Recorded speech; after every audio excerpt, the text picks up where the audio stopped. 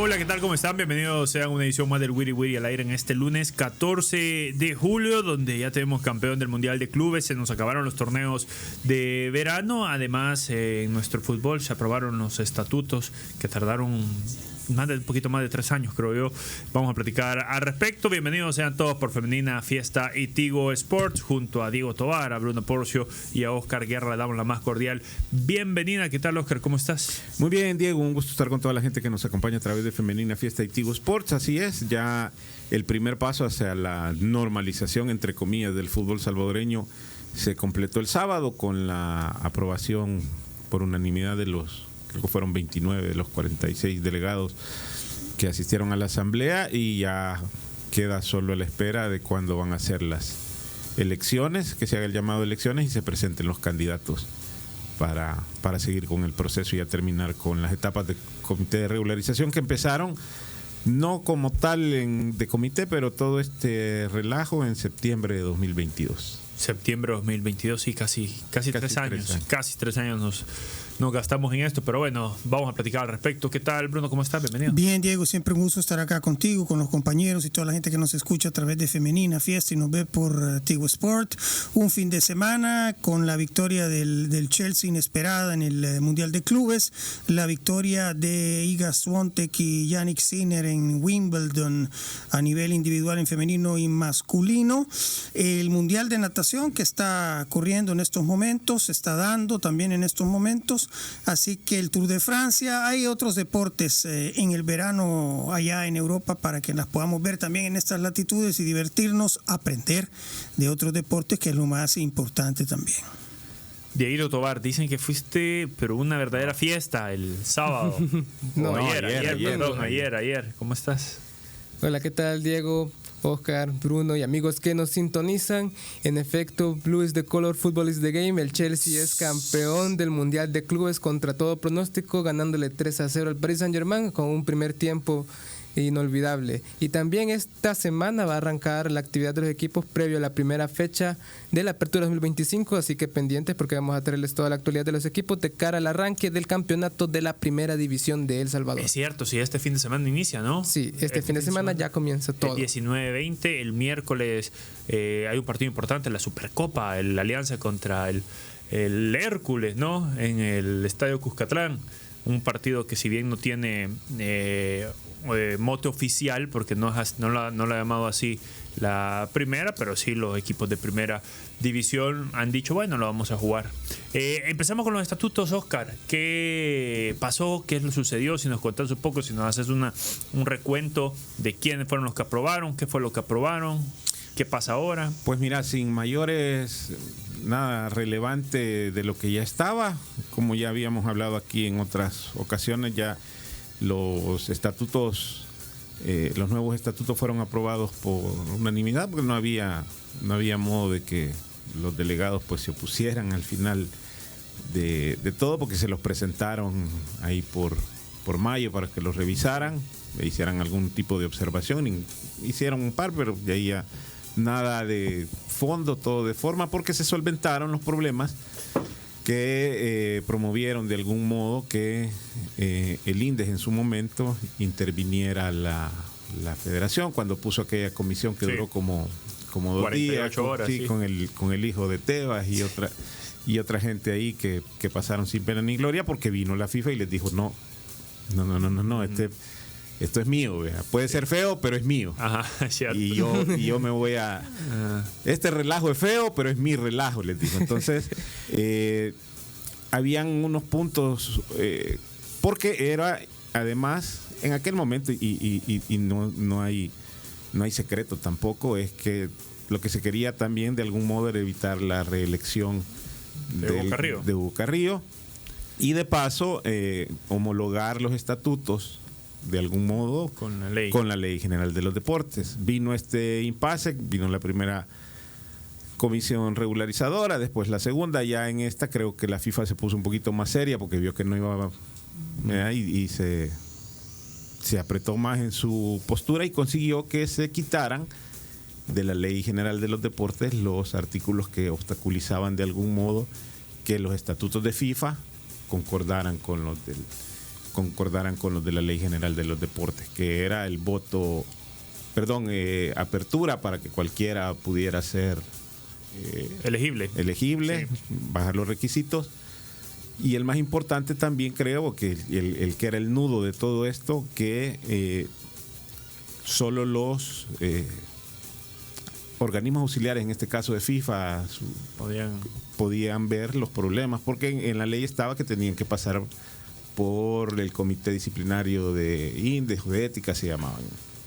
Entonces vino ella y eso se quitó. Ya de ahí ya se desentrampó la cosa. Se aprobaron, se redujeron básicamente 6 espacios de los delegados, pasan de 46 a 40. Se permite, ahora sí, va a ser elección por planillas, sin necesidad de una representación como estaba antes, que había que tener de primera, de segunda, de tercera, de las ADFAS los que compusieran el comité ejecutivo. Sí. Entonces cada uno ahí presentaba y se armaba quiénes eran y ya votaban por eso, ya solo lo aprobaban. En este caso, cualquier persona que cumpla con una serie de requisitos ahí bastante mínimos tiene acceso y lo va a hacer por planilla. Y además también debe haber representación femenina en este comité ejecutivo. Ya una vez solventado eso con lo que se quitó de la ley de los deportes, con una reforma que se le hizo hace un par de meses, ya se pasa ahora a la etapa de elección. Falta ver quiénes son las se van planillas. a atrever. Sí. Quien ya dijo, el presidente de la primera división, Samuel Gálvez. Se vio ahí a Hugo Carrillo de nuevo. Eso te iba a decir, me Ahí llama la andaba. atención, ahí lo vimos y fue como la nota, ¿no? Pero no están habilitados, no le encontraron nada. Nada, Entonces, es en lo decir, absoluto, por no. más que metieron a la fiscalía, metieron auditoría externa, no lo ni habilitaron para nada. de ninguna forma. Bueno. Ahí está y si cumple con los requisitos tiene el derecho a participar. Ya dependerá Como de cualquiera, la... igual vos podés ser, cualquiera de nosotros Sí, puede, claro. si se anima y arma su planilla con los requisitos que pide el estatuto. Bonitos pueden estar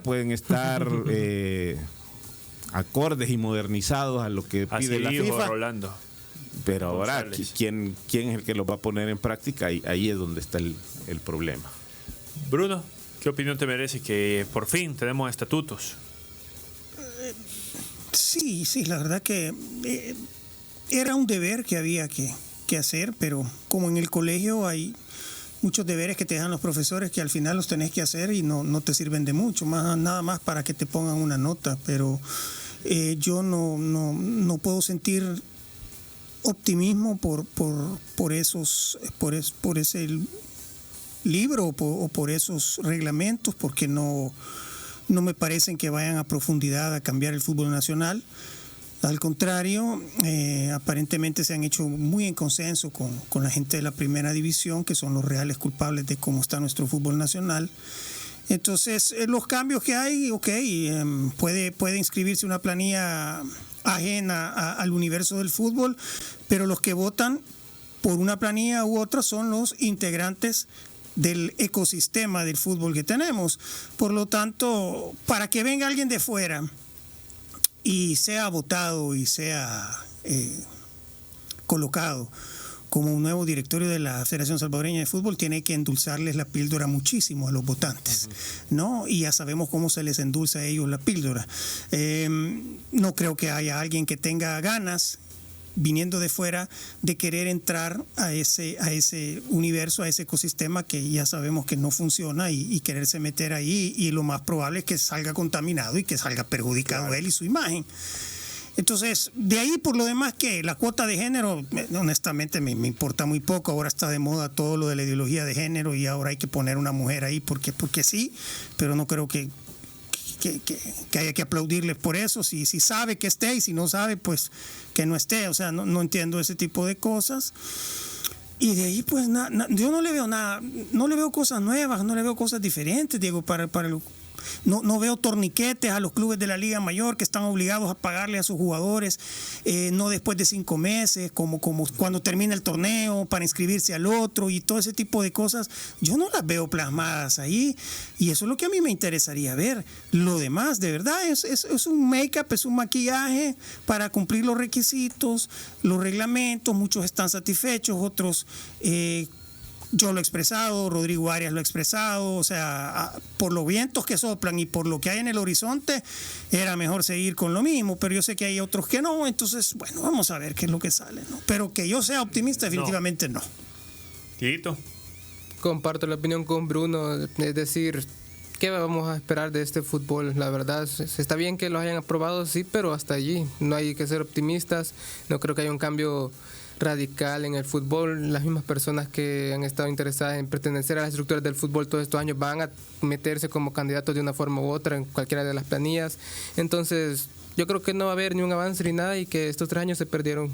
¡Guau! Fuerte. Sí, no, y además una de las cosas, y esto es una opinión muy personal, que conste, la conformación de la asamblea es lo que a mí me quedó a deber de todos estos estatutos, porque las ADFA siguen teniendo mucha fuerza, Sí. casi el 50%, más del 40% de las elecciones, y está aprobado desde que tienen 20 y pico de años las ADFA de existir, y ellos han sido la llave, y que no aportan. Y la otra también, que se le da mucho, tiene mayor representación el fútbol sala y el fútbol playa que, por ejemplo, jugadores.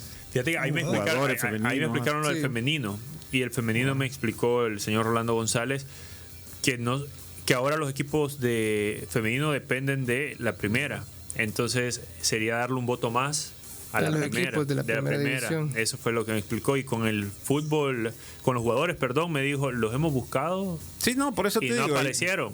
Y yo le pregunté a Food Pro literalmente esa fue la cara que me hizo para los que nos ven por Tigo Sports. Técnicos también, o sea, dejaron escapar esa oportunidad y estos otros sectores que de alguna manera forman parte de la federación, pero digamos que la incidencia es mínima, tienen un poquito más de representación. Entonces, ¿cuál va a ser la función de ellos dentro de la asamblea? Y yo no sé si ustedes escucharon unas declaraciones de Pedro Chaluja, que yo la vi en el Graficionado, creo que Jorge anduvo por ahí, donde literalmente dijo que no estaba permitida la multipropiedad y que estaba... ¿La escuchaste? Sí, pero... ¿Cómo van a hacer? Me pregunto yo, porque si está ahí en la ley... Pues ya mencionó eso el presidente de la primera división y él asegura que no hay ya multipropiedad según él. Eso es lo que él menciona. Entonces, técnicamente no hay multipropiedad entre comillas según la primera división. Así que por eso es que ellos también, según el presidente de la primera división. Ojo. Ok, sí, porque escuché decir a Pedro Chaluja tienen un año para arreglar todo eso. Claro, todavía. Pero y esos grandes puntos suspensivos hasta no ver ya que quiénes son los que se van a lanzar, y a eso te va a dar un panorama más claro de cuál va a ser el futuro. Bueno, en orden vamos a hacer una especie de línea de tiempo. Antes de septiembre fue que Indes intervino. En julio del 2022. Julio 2022 Indes intervino. En septiembre fue que pusieron la vino FIFA y dijo, hey, stop, acá no manda vos, mando yo. Entonces puso a comisión normalizadora con Humberto Sáenz, que estuvo 2 años. Después de esos 2 años vino FIFA y dijo, no, vamos con otra. Puso a Rolando González y compañía. Y ahora, ya para finales de agosto, debería de serse llamado para votaciones y elección del nuevo comité ejecutivo. Así, ¿no? Correcto. Más o menos así está la línea de tiempo. Es decir, el nuevo comité, eso se me olvidó, fíjate. Y el nuevo comité solo va a estar 1 año, entonces. Me imagino que eso lo van a determinar a la hora de hacer las elecciones. Consulta de FIFA, o FIFA va a mandar los lineamientos cuando se hagan las elecciones, cuál va a ser la duración. Eso FIFA lo va a determinar. Sí, porque recordemos que los comités van por calendario mundial, digamos. Van a ser 6 meses porque no van a tomar posesión en 3 días. Sí. Mira, aquí me pasa de Tito Barber. Respecto al vínculo entre Alianza Águila y Once Deportivo, hoy Hércules, señalados por presunta multipropiedad, Galvez sostuvo que cada uno opera como una sociedad diferente. Yo estuve con Águila y te puedo decir que cada equipo tiene su estructura jurídica individual. No es como el caso de Grupo Pachuca en México. Estos están declaraciones del Graficionado. Bárbaro. Del 23 de mayo de 2025. Bárbaro. Bueno, vamos a ver qué es lo que sucede. Lo cierto es que ya están los famosos estatutos finalmente después de largo rato. Me sorprende, tengo que ser sincero, me sorprende el desánimo de la mesa con los estatutos. No es que salte alegría, pero digo, yo pensé que estábamos andando, que estábamos caminando una normalización ya. Es que eso va, porque Pero ya es van lo a que nombrar. tocaba. Es decir, es lo que tocaba y volver a la normalidad. Pero 3 años después no se debe aplaudir con un logro máximo, supremo y extraordinario. Es decir, lo que tiene que pasar, volver a la normalidad. El contenido es lo que desanima de algún También modo. eso. Sí, no que se haya llegado Pero a... todos pedíamos que se abrieran los candados, se abrieron los candados. De algún modo, pero... ¿Por qué de algún modo? Ya O sea, no, ya no depende, ya no tenés que estar dentro de la estructura para participar. Sí, pero cuando ves la forma en la que quedó la asamblea, ahí es donde te queda los votos a cada delegado y todo eso. Pero, por eso te digo, ya al final creo que se podía haber hecho un poquito más, partiendo de cosas como las que mencionaba Bruno, de ser un poco más estrictos, porque tenés todavía ese margen. Pero eso entiendo que está en la licencia, en la de competencia. Sí, pero por lo menos ya establecerlo ser también estrictos. más. Sí, correcto. Porque recuerdo que ahí está. El tema es que se haga caso, ¿no? El tema es que no se cumple. El tema es que Platense pasó 5 meses sin que le pagaran y le pagaron al final y ahí está inscrito y iba a empezar el fin de semana a jugar. Ese es el problema. No que la multipropiedad no va y que puede inscribirse una planilla tarará y puede meterse una mujer y eso qué me importa. A mí lo que me importa es que no existe un platense que pasa todo el torneo sin pagarles y que el segundo partido lo juegan sus jugadores con ánimo porque va empezando el torneo y le gana Alianza en el Flor Blanca 1-0, ¿te recuerdas? Sí. Y a los últimos partidos los perdía porque aquí le importaba. Entonces, eso es la carne, no que haya, no las otras cosas. Bueno, pero eso, yo insisto, eso está en lo de licencia de competencia, recuerdo que le hicieron y eso está ahí. La cosa es que de verdad lo cumplan. Recuerdo que también, ¿te acuerdas que hicieron pedidos para los escenarios deportivos que no iban a permitir estas canchas? Que al final la volvieron a permitir. Dijeron que los equipos que no pagaban más de 2 meses o que tenían deuda de 2 meses iban directamente a ser descendidos. AFAS, recuerdo que lo apretaron. Eso también llevó a algunos miembros de estos comités a renunciar. ¿Te acuerdas? Porque sí. Estaba aquello cuando el alcalde de Santa Ana le quitó la valla y obligaron a que se la pusieran, pero en el mágico no hay. No hay, sí. Entonces, ese tipo de cosas son las que quien llegue debe cumplir, pero cuando ves quiénes son los que pueden optar de algún modo también a eso, es que te queda la...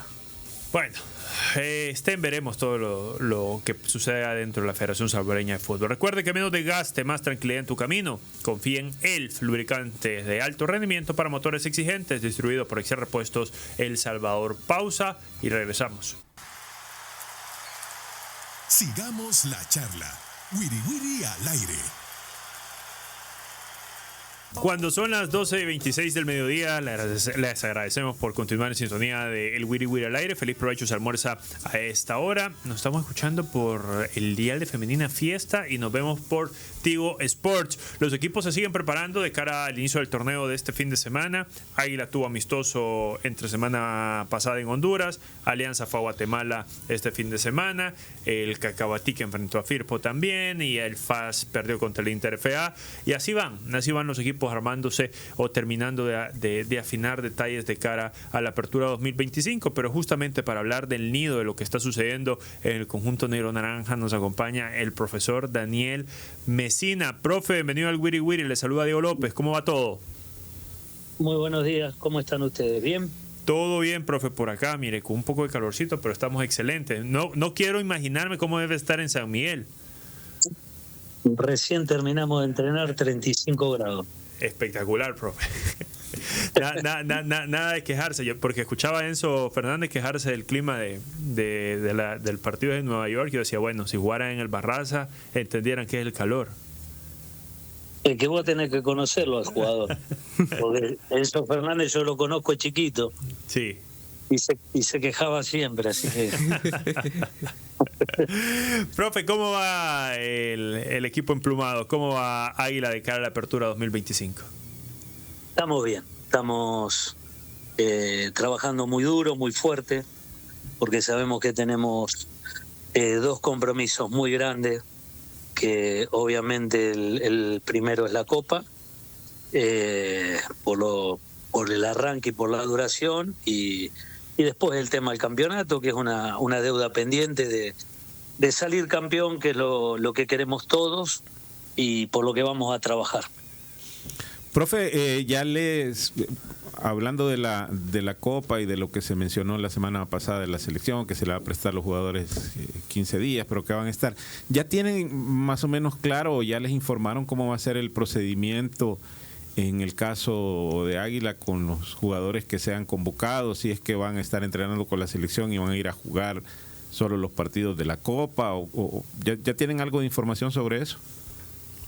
No, todavía ninguna información. Supongo que para la Copa no creo que nos nieguen los jugadores, ¿sí?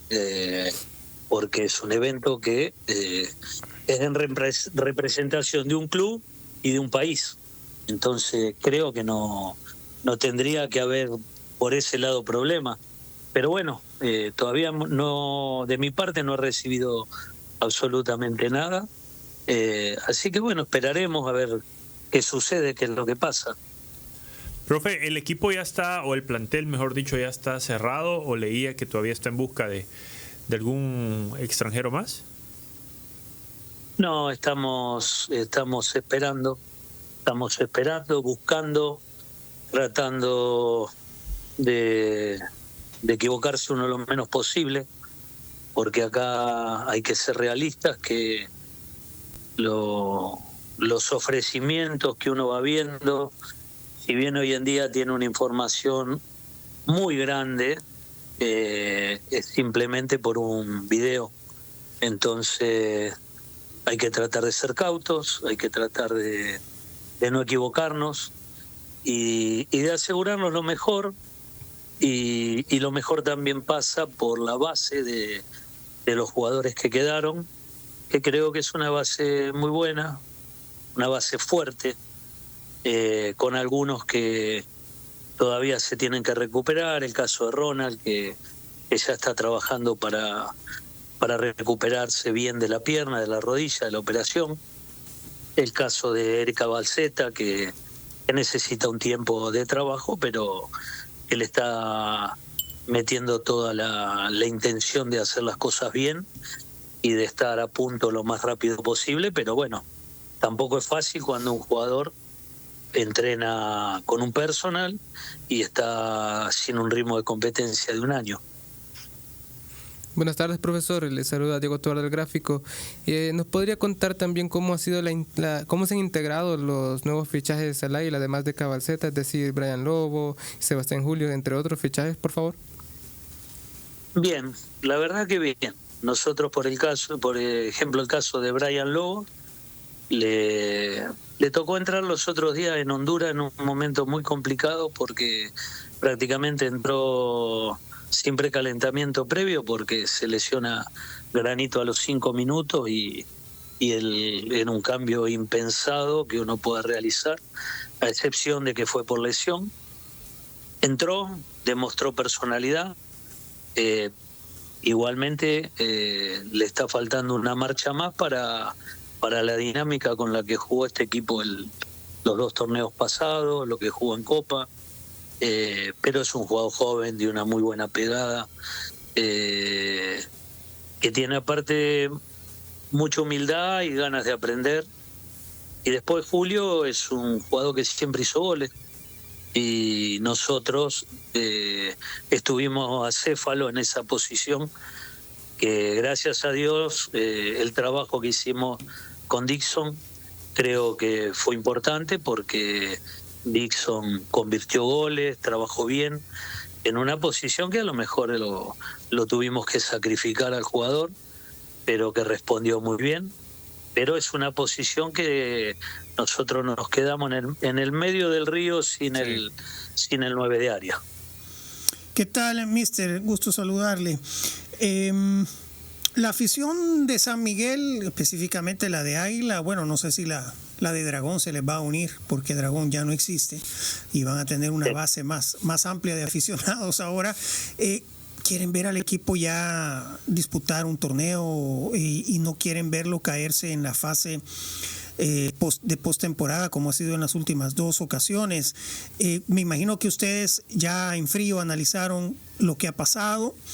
y definitivamente uno de los grandes retos que tiene usted y todo el equipo es no volver a caer en la primera ronda de cuartos de final y tratar de disputar un título, porque es indiscutible que son que fueron el mejor equipo del año, porque terminaron con la mayor acumulación de puntos, pero en el otro torneo que se juega dentro de los torneos cortos acá, que es la liguilla, no logra avanzar.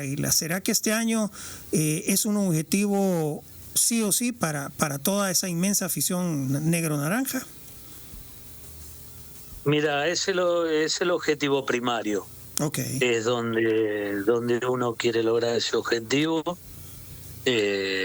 A veces las circunstancias te van llevando a que no logres los objetivos o uno de los objetivos, pero yo creo que la conciencia nuestra como cuerpo técnico, la de los jugadores, la de los directivos, es firme, es tratar de salir campeón. El objetivo es salir campeón y hacer una buena copa, que también creo que estamos preparados para eso. Después de ganar o de perder, yo siempre considero que el equipo que a mí me toque dirigir siempre, trato de que juegue bien al fútbol, trato de que sea un equipo ofensivo, de que tenga una dinámica integral buena,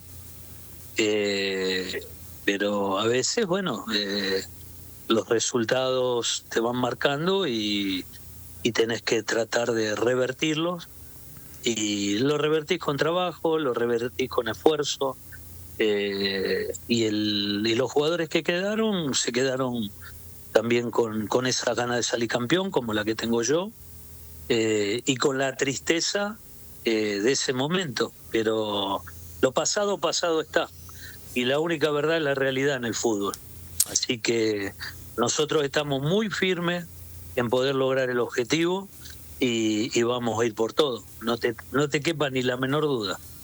Profe, la generalidad en ocasiones anteriores en nuestro torneo, en el torneo de la primera división, es que muchos técnicos nos han dicho que después de los descansos entre clausura y apertura, pues cuesta a veces arrancar o llegar en plenitud a la primera fecha. En el caso de Águila, del porcentaje que usted espera, ¿a cuánto está ya el equipo para debutar este fin de semana? A ver, el equipo va a ir creciendo a medida que vaya arrancando el torneo. O sea, la puesta a punto no la vamos a tener ni nosotros ni ningún equipo de los que arrancan la liga. Todos tienen la ilusión de salir campeón, como la tenemos nosotros. Yo te diría, hoy por hoy, la base de los jugadores que quedó está en un ritmo importante para comenzar la liga, que son los jugadores que han venido de la selección. Y después los nuevos se van incorporando bien. El plantel está con ganas. No te puedo hablar de porcentaje porque te estaría mintiendo, porque cada partido es una película nueva. Pero que vamos a tratar de jugar al 100%, no te quepa ni la menor duda, como lo hemos hecho siempre. Profe, la última de mi parte, consultarle, sí. ¿Ricardo Villatoro deja de ser juvenil para ese torneo, profe? Porque en teoría cumple 20 años, ¿no? Categoría 2005. Es 2005, no sí. Es juvenil. No es juvenil. Y entonces ya dejaría la plaza él de juvenil para el equipo. Sí, igualmente la regla del nuevo torneo es distinta. Sí. Sí, yo no creo que vos la habrás leído, ¿no? Sí, cambia. Ahora es por cantidad de minutos. Y justo, pero llevaba mi pregunta a cómo ha visto a los chicos sub-17, a Gutiérrez Guatemala y a Jocorito. Gutiérrez Guatemala tiene un inconveniente, que es con el tema del colegio, que no puede trabajar con la primera porque el chico tiene que presentarse al colegio en los horarios que nosotros entrenamos. Entonces, verdaderamente no lo podemos tener, desgraciadamente. Pero bueno, son decisiones que se toman, a veces, que creo que no son malas normas tampoco, porque para mí a los 17 años es más importante el estudio que el fútbol, porque vos no sabés hasta cuándo vas a jugar. En cambio, si vos tenés el día de mañana una profesión, trabajás hasta el día que vos quieras. Con el fútbol no sabés. Y después el caso Perla, está trabajando en el microciclo con la selección.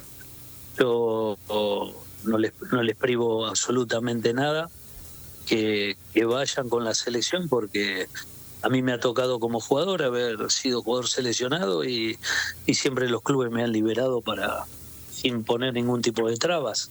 Así que conmigo la selección tiene la puerta abierta para los jugadores juveniles y para los mayores lo mismo. Perfecto. Gracias, profe, por el tiempo y desearle lo mejor a usted y, por supuesto, a todo el equipo emplumado para este torneo. Por favor, muchísimas gracias, muy amable. Abrazo. Ahí está el profesor Daniel Mesina, técnico del Deportivo Águila, que inicia el torneo contra Platense, si no me falla la memoria. Iniciará, sí, puede ser, en condición de local. Sí, contra Platense, ¿no? Platense ahora dirigido por Agustín Castillo. Águila quiere superar su vara, tiene que pasar de cuartos de final, y en Copa Centroamericana, que fue el mejor equipo salvadoreño hace un año justamente, tiene que también intentar superarlo. Vamos a ver qué ajustes le hace ahí Mesina a este equipo emplumado. Recuerde que menos desgaste, más tranquilidad en tu camino. Confía en ELF, lubricantes de alto rendimiento para motores exigentes, distribuido por Excel Repuestos El Salvador. Tenemos que hacer una pausa, nos queda un bloque en exclusivo por Tigo Sports para hablar del Mundial de Clubes y del Chelsea. Eso después de la pausa. Sigamos la charla. Wiri Wiri al aire.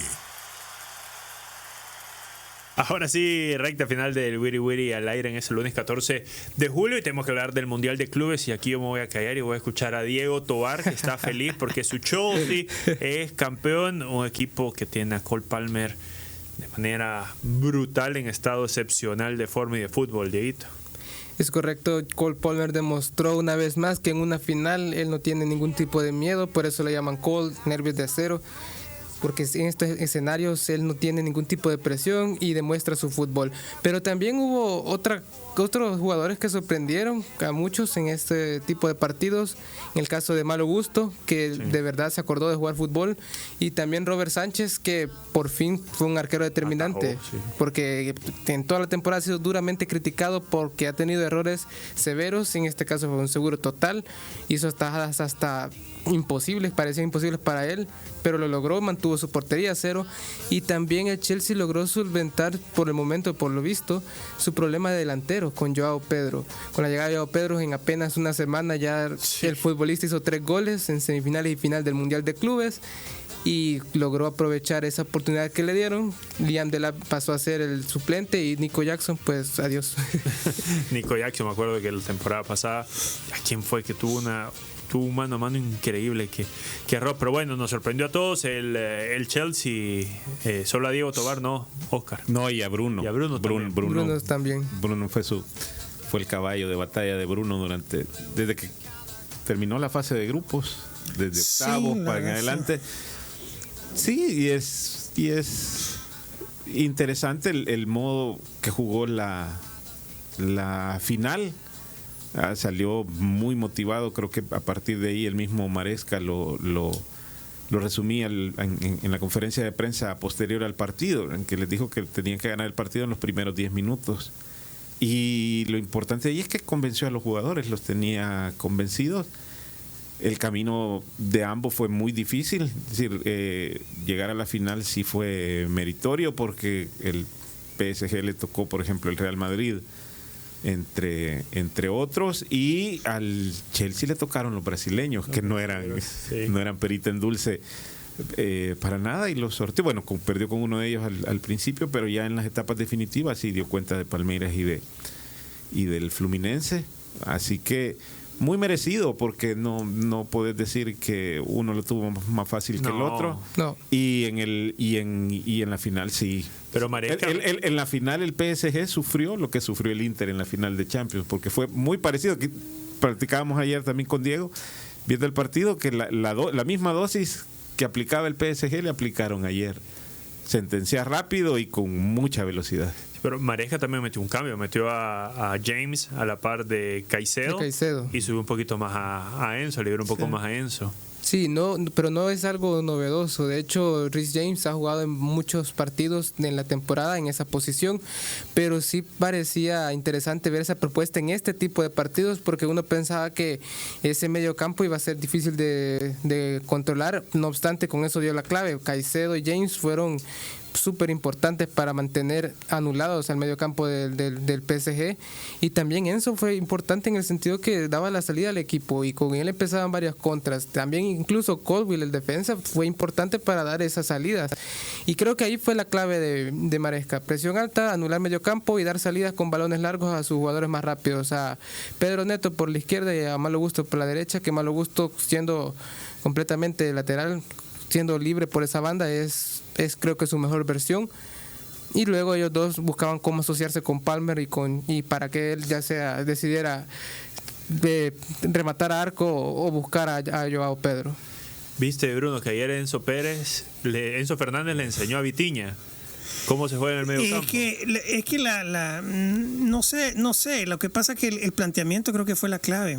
Lo de Reece James fue muy interesante porque si tú veías, había momentos en que trataba de salir el PSG y Reece James iba por Vitinha, no lo dejaba jugar tranquilo. No. Entonces, después hubo momentos del partido también que las líneas del Chelsea se alineaban perfectamente, no habían líneas de pase, no había puentes de comunicación, y Vitinha tenía que ir a una zona totalmente inofensiva, inoperante, a recibir balón. Ya no llegaba Reece James, mejor se quedaba en medio campo esperando y tratando de tapar líneas de pase y receptores, y Vitinha lo que decía era que se la daba al de a la par y no tuvo esa incidencia de juego, esa fluidez, esa velocidad mental, esa rapidez que ya le conocemos en su juego. Y entonces por el centro el Paris Saint-Germain estuvo prácticamente inhabilitado. Trataron de jugar por los laterales, llegaron, no concretaron. Mal día de Nuno Méndez también en el primer gol. Yo no sé cómo quiso marcar ahí, que se le escapó buen gusto, malo gusto, susto, justo y disgusto, no sé. Pero sí, no. A ver, el Paris Saint-Germain es un equipo que si tú le rompes un poco el libreto, no tiene plan B, porque esa es su manera de jugar. Y entonces le ha ido tan bien a lo largo desde la Champions League, que eliminó a los equipos ingleses, vapuleó al Inter, le ganó al Real Madrid, le ganó al Atlético de Madrid, le ganó al Inter Miami de Lionel Andrés y todo eso. O sea, ellos entraron muy confiados, siento yo, y Maresca hizo la tarea, manejó tácticamente ciertas situaciones, y lo de Cole Palmer también, sabemos que es un jugadorazo, es un crack, es un tipo que tiene ese tiro de zurda por bajo, pegado al poste, es su tiro, y el equipo lo liberó y lo puso en ocasión para que pudiese anotar esos goles. Así que un gran trabajo, creo yo, del técnico, que le dio jaque mate a Luis Enrique y no supo cómo resolver, y lo único que pudo hacer es ir a agarrar del cuello a Joao Pedro, aunque dicen que Joao Pedro lo empujó un par de veces antes. Lo que pasa es que no se vio en cámara y que el que lo provocó primero fue Joao Pedro y él reaccionó. Pero bueno, como sea, Chelsea se llevó $100 millones y bueno, está recuperando un poco por lo que ha gastado, ¿no? Por lo menos algo de Enzo Fernández lo recuperó, por lo menos el tipo algo hizo, aunque se tiró al piso, y como dijo Messina muy bien, es un llorón y es un farsante y un comediante, y salió. Pero bueno, ya recuperaron, por lo menos a Enzo Fernández, ya la plata la recupera. Es increíble lo que juega Cole Palmer, realmente. Claro, ya lo veníamos viendo, ¿verdad? Pero ayer anotó 2 tantos y marcó asistencia. Es decir, el partido de Cole Palmer ayer fue de 100 puntos. Y vas viendo la progresión, no es una cosa inmediata, sino que de a poco ha venido y se va ganando un puesto ya entre los de la élite. Pero a mí lo que me gustaría destacar también, y para todo, como esa frase de cliché, para todos los que quieren aprender o les gusta, es muy interesante ver cómo todos estos jugadores a lo largo de su formación y carrera van aprendiendo la cultura táctica también, porque cómo te planteas ahí no es una cuestión que la vas en 3 entrenos la vas a entender o perfeccionar. Entonces ya es mucho más fácil para los entrenadores hacer este tipo de cambios, no de última hora, sino de su repertorio, porque saben que los jugadores están suficientemente capacitados, y creo que es muy importante también. Y reitero, en el otro partido en el que se vio mucho esto de la parte táctica, porque lo platicábamos también ahí en la redacción mientras lo veíamos, fue el del Manchester City contra el Al Hilal en el segundo tiempo, porque pareciera que el Manchester City estaba llegando y asediando, pero el Al Hilal se cubría las espaldas muy bien, y al final cómo lograba al recuperar, hacer las transiciones para llevarse el partido, que no es solo de estar parado en cierto lugar o siguiendo la pelota, sino toda esa parte táctica, creo que. Y lo importante de ahí es ver los estilos de los diferentes lugares, aunque hoy se van uniformando más por la presencia de jugadores, por ejemplo en Arabia, que están los europeos, que le han aportado mucho en esa parte. Los brasileños repatriados, que aprendieron de algún modo cómo se manejan en Europa los equipos también, y eso les ha ayudado a que por lo menos no fuera totalmente el monopolio europeo, aunque a la final llegaron los dos, pero todavía había un par de equipos en segunda ronda que no eran de Europa.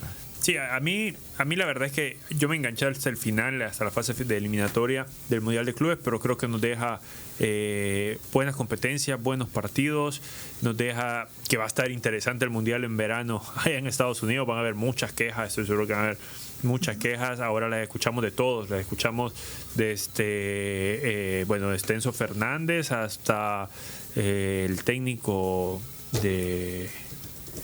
Fue un técnico, ¿quién fue el que dijo que le respondió Materazzi? Bueno, Maresca, fue, ¿no? Chelsea, hasta sí. Maresca. Entonces va a ser interesante porque, claro, esta era una prueba importante para Estados Unidos para albergar un mundial. Pero al final las conclusiones creo que fueron se armó bien este Mundial de Clubes. Pero cómo han cambiado las cosas en 30 años, porque en el 94 no recuerdo yo que se quejaran demasiado. Y van a ser todavía algunas sedes techadas que en aquel tiempo no lo hubo. Escuchaba ayer en la transmisión de DAZN que voy a buscar la información porque claramente no está confirmado, pero que como que estaban pensando pasar más partidos a domos, es decir, a estadio bajo techo. Sí, ¿lo escuchaste tú también? No Sí. escuché eso, pero sí, no escuché la transmisión, pero sí he escuchado eso, que quieren buscar mover ese tipo en el calendario. Sí, mover en el calendario más partidos bajo techo por los mismos efectos del calor en los Estados Unidos. Vamos a ver qué es lo que sucede, pero buen mundial, ¿no? Sí, se vio buen fútbol en la fase ya final, en la parte cuartos de final hacia la final. Creo que vimos buenos partidos, llegaron equipos muy muy equilibrados que equivalían el uno con el otro. Y nos sorprendió el Chelsea con esta victoria, y vamos a ver los key learnings, como se dice, de este torneo, que puedan aplicarse al Mundial de Selecciones, que es el próximo año.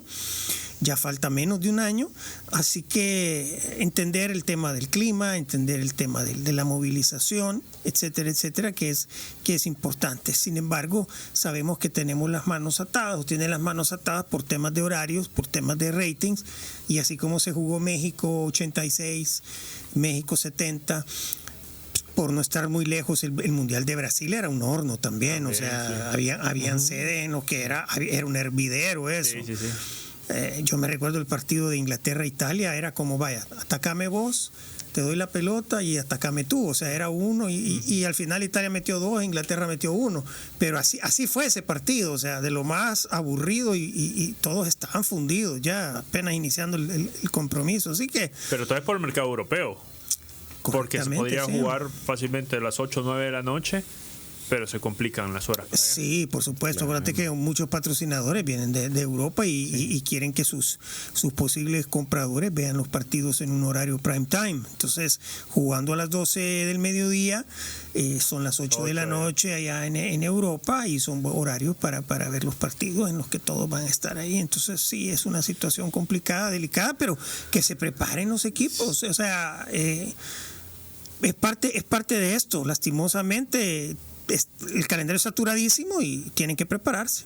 Bueno, hasta acá llegamos. Gracias por habernos acompañado en el Wiri Wiri en este lunes 14 de julio. Deseándole que pase una excelente tarde y noche de este día. Y que nos encontraremos mañana acá por Femenina Fiesta y Tigo Sports.